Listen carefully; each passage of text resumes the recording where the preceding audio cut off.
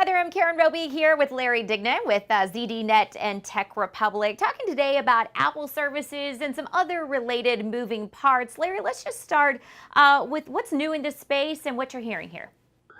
So Apple is widely expected to roll out a video service that'll compete with Netflix, Hulu, CBS, and a bunch of others. But what's interesting here is that Apple is really making a big push for services, right? So it already has iCloud, it has Apple Care, it has the App Store. So it has like ways to make fees and subscription revenue. And the whole entry into video, albeit a little late, is definitely, part of that equation. And, because we're just not upgrading iPhones like we used to. So if Apple's going to continue to grow, it's got to be more about selling subscriptions and things like that, digital content, books, basically subscriptions to everything, backup cloud storage, et cetera.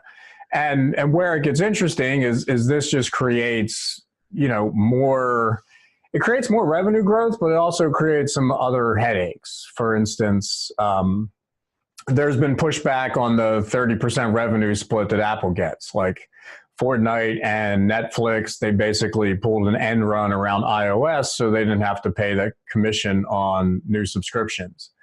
And you see, and Spotify is also, they went to the European Union to complain about Apple's, also being in Apple, having a competitor in Apple Music, and then also using the App Store to distribute. And then collect a fee from Spotify for signing up new subs for them. So you get this, it's interesting variables, especially as Apple grows in the services. Like I think they're increasingly, regulators are probably going to start looking at bundles and how things are put together. So it introduces an avenue of growth, but it also could result in just more headaches, right? Because even on this video service, like they're going to have to get into more content production, and that's not cheap, right? So Netflix is spending billions, Amazon's spending billions, and Apple's going to have to get to that level to compete. And then there's just subscription fatigue overall. So it's very interesting. Yeah, indeed it is. And it raises a question, of course, Larry, is it time for Apple Prime? Is that what we're going to be seeing?